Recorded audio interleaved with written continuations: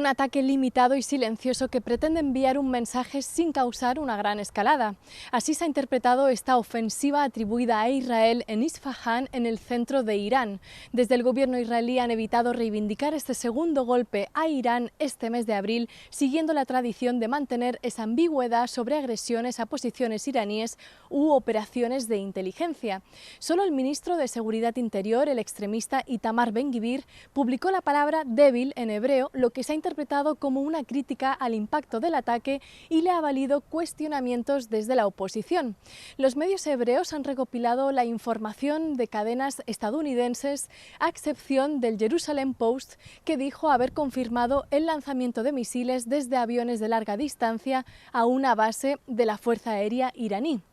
Citando a fuentes de defensa israelí, ese diario señala que el ataque eligió no impactar los sitios del programa nuclear iraní, pero sí demostrar que podría haberlos atacado y causar un daño mucho mayor.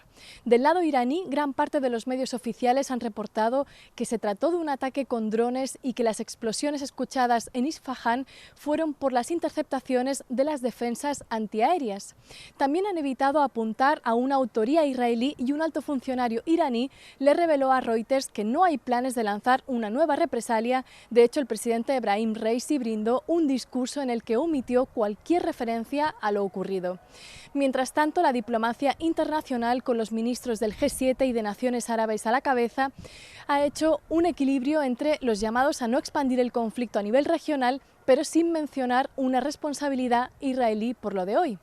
Así, diversos analistas anticipan que tanto Israel como Irán podrían zanjar esta reciente escalada sin lanzar otras ofensivas, pero manteniendo las tensiones altas y con una nueva ecuación de respuestas más directas y amplias ante eventuales incidentes. El presidente de la Cámara Baja, Mike Johnson, presentó un paquete de proyectos de ley que proporcionará ayuda militar a Ucrania e Israel, repondrá los sistemas de armas estadounidenses y brindará asistencia humanitaria a los civiles en Gaza. Pero en medio de un Congreso dividido, ha pedido el apoyo de los demócratas para alcanzar un acuerdo. Sabemos que el mundo está observando cómo respondemos. Están observando si Estados Unidos defenderá a sus aliados y nuestros propios intereses en todo el mundo. Y lo haremos.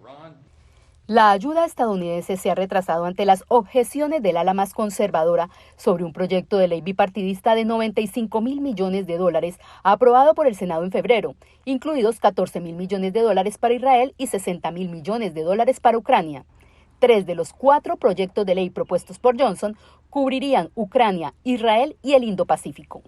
Pero esta decisión de Johnson podría costarle el puesto. La representante republicana de Georgia, Marjorie Taylor Greene, amenaza con presionar para destituirlo. Ahora le está diciendo a Estados Unidos y a los votantes republicanos que destinará dinero a Ucrania por $60.000 millones, supuestamente desglosados para hacerlo más atractivo de alguna manera. El presidente demócrata Joe Biden dijo el miércoles que apoya firmemente la propuesta del republicano Mike Johnson para proporcionar ayuda a Ucrania, Israel y Taiwán. El secretario de Estado Antony Blinken instó a la Cámara de Representantes a aprobar la ayuda militar a Ucrania.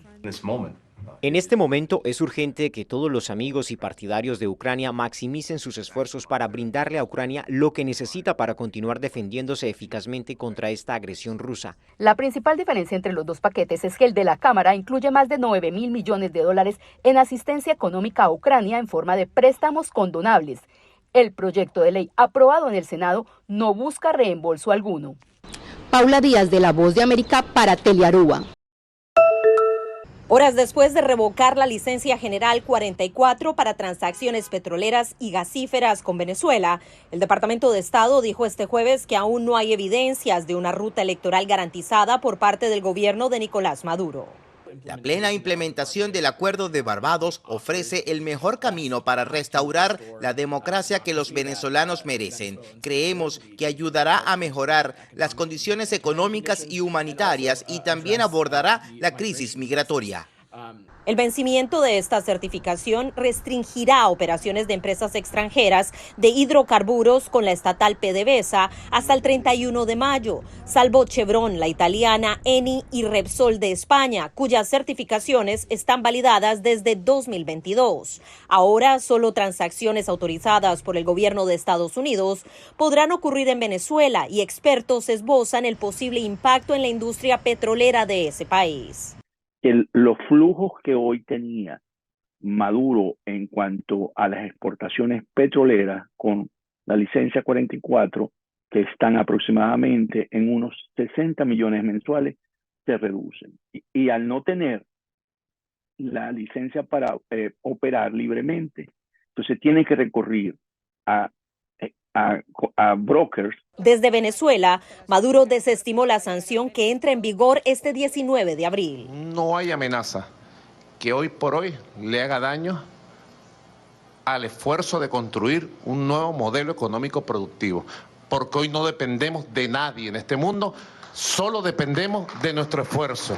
Uno de los efectos de la medida, según economistas, será el impacto en la paridad cambiaria entre el dólar y la moneda venezolana.